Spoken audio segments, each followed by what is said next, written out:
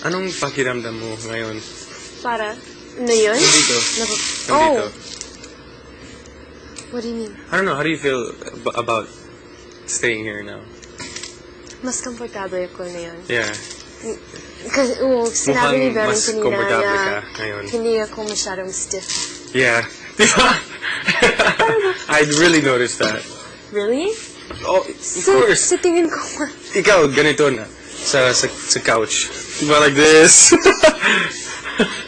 Talaga? I didn't notice. Yeah! If you're tired, siguro hindi naman na pagod. You lose you're more, I don't know. No, kung nananervyos ako. Kung nananervous ka? Yeah. Ganyan? Hindi naman na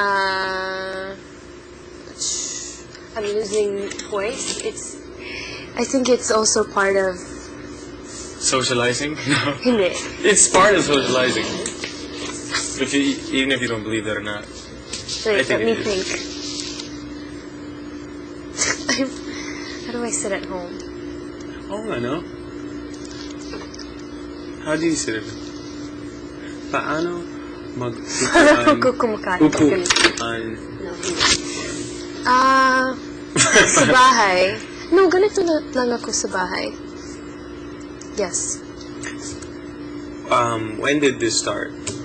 Ano? Like your composure, your posture.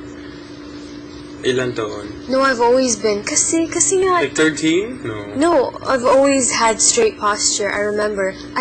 Like, naalala ko, nung elementary pa ako, yung ibang bata nakaupo ganito sa sahig. Bakit? May problema like, sa likod mo? Ako? Walang problema.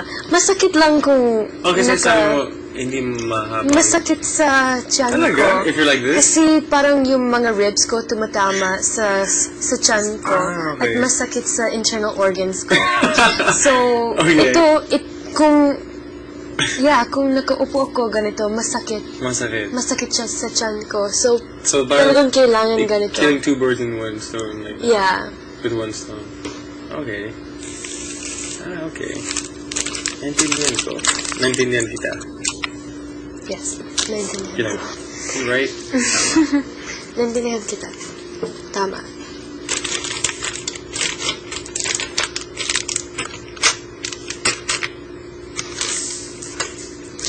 Mr. Lines. Oh, para sa anime. Me at ako at John. It'll be madali lang yan. Just the way to deliver it. Yung problem. Yes. So, anong iisip mo? Anong yung pinakang problema para sa bukas? Yung pinamalaking problema para sa amin? Yeah. Bukas? Para sa amin bukas. Baka mabitin tayo sa oras. Wait, why isn't it, what's the difference between namin and amin? Namin? Yung pinamalaking problema natin bukas? Natin? Namin, see, amin. I'm getting the hang of how to use sa amin to. Nila, sa amin to. You wouldn't say namin, right? Sa amin, kunwari may ibang tao dito. Sa amin to. Namin. Like, sa kwarto namin, right? Sa kwarto namin. You wouldn't say sa kwarto. Natin. Sa kwarto natin. Sa kwarto natin. Oh, yeah, sa kwarto natin. Natin. If it's all boys, kwarto namin. Puro boys. Yeah, sa kwarto namin. Yeah. Namin? Like, I was just talking with all my friends, all boys, but they're in one room. That's namin. Sa kwarto namin. Sa kwarto natin. Sa kwarto namin.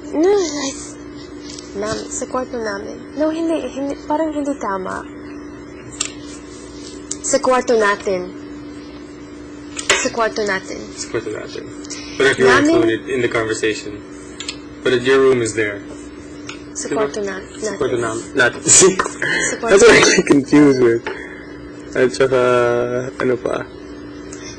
You could say, sa amin to, sa kwarto natin. Sa kwarto nyo.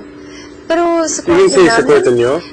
Sa kwarto nyo. Yeah, like, kasi, sa kwarto ng lalaki. Hindi ako kasali. Tama. So, sa kwarto niyo.